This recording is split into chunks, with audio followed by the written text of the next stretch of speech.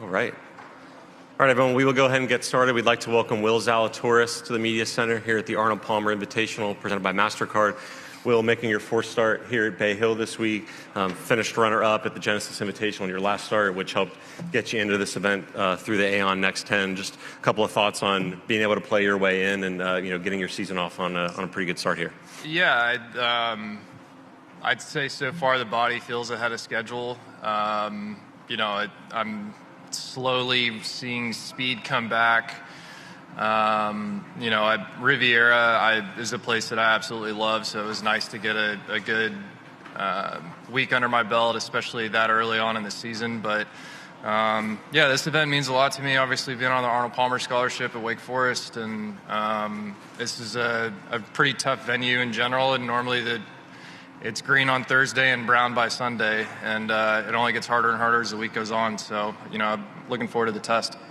And having 3 years under your belt here, just what is it about this golf course? Finished top 10 in 2021. Just what are some of the things that you're focused on while you're out there? Yeah, it's just hard. I mean, it just gets harder as the week goes on. It's borderline by Sunday. It's major championship toughness. Just get out of there with pars and be happy. Even if you make a couple bogeys, they're not going to kill you, but doubles are going to kill you by the weekend. Awesome. All right.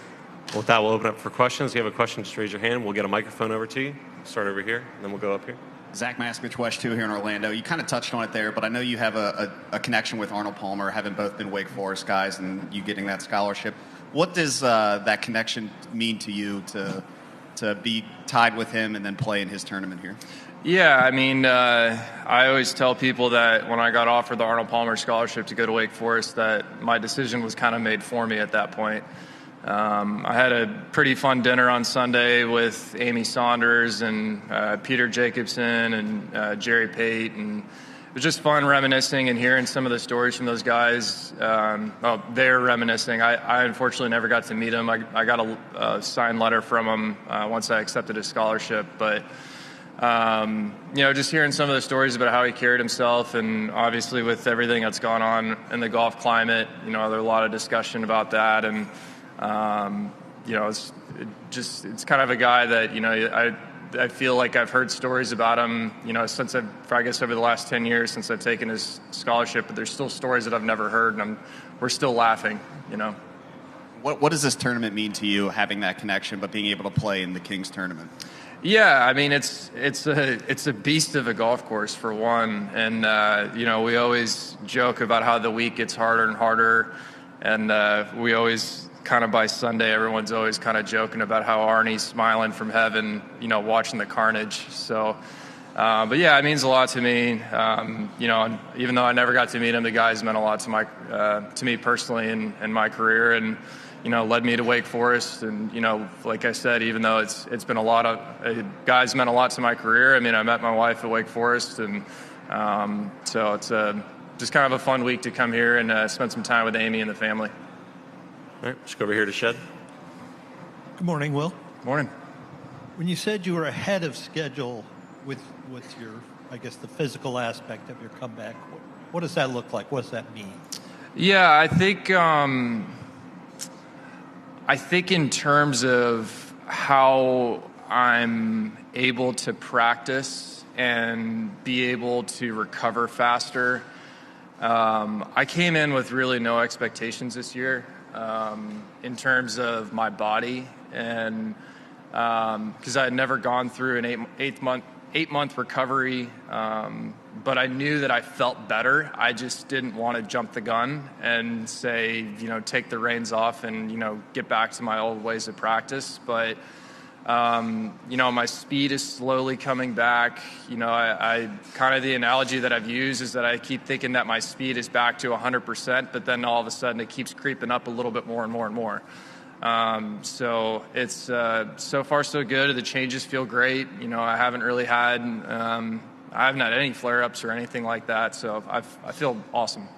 What do you do, say, after a practice session or a round of golf that you wouldn't have done in the past?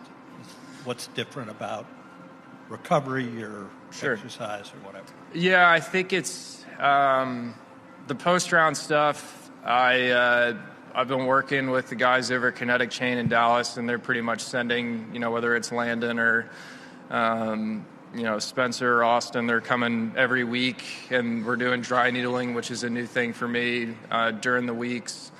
That's really helped a lot. I really think that that's part of the reason why I feel ahead of schedule. Constant ice baths, a lot of Eldoa, which is a stretching protocol that I've been doing. In general, I think it's kind of like instead of sitting, after a day's over and maybe having an ice bath and doing a few stretches, now it's actually more of like, let's actually try to feel better for tomorrow.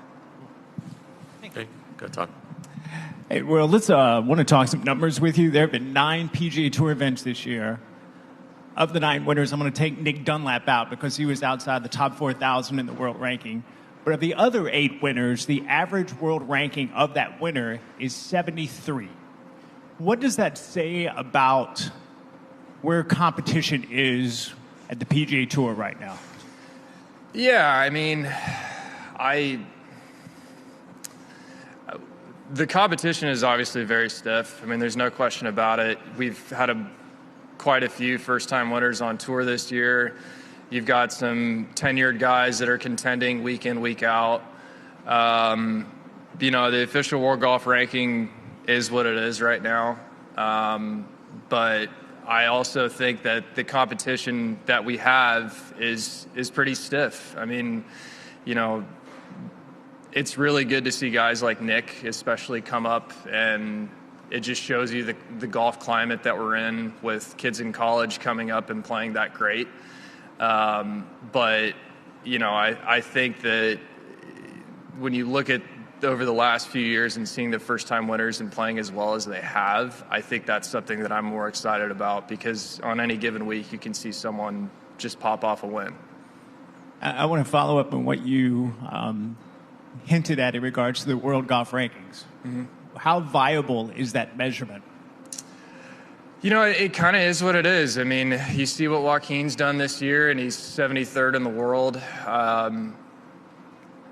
I'm not a guy who's on the policy board or involved with those rankings, but the guy's played some really good golf. And I think, having to get a special exemption from Augusta, it's just, there's some really good players, and there's some guys that have gone around the world and played really good golf. And I think that's something that once we get to the majors will be really fun to have us all back together. But I know that that's kind of the utopian goal for all of us right now, is to have the best players in the world play week in, week out. And I love this week in general because we've got the best players on the PGA Tour, and we've got guys that obviously really care about it. But I also think, we'll see what happens going forward. I don't have a fix for it. I know some guys have voiced their opinions on it. I like staying out of that stuff, but it's right now it's in an interesting position. I'll leave it at that. All right. Any other questions for Will? Oh, Rex. Yep.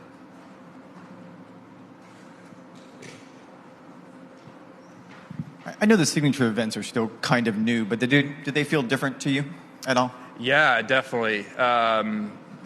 70 guys in the field. It feels like, I came out yesterday to practice for a couple hours, and it feels like no one's here. Just in terms of, you're used to having the 120, 130, whatever it is, and,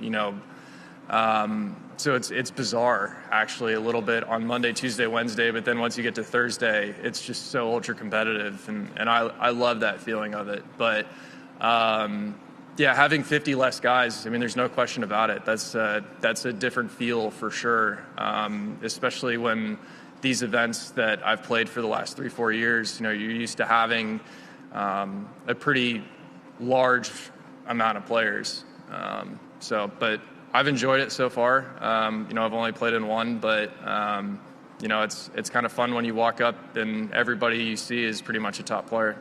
Does it feel bigger? I'm not trying to put words in your mouth, but how would you characterize it, I guess? It doesn't feel bigger. I think wish I could give you a better answer than just different.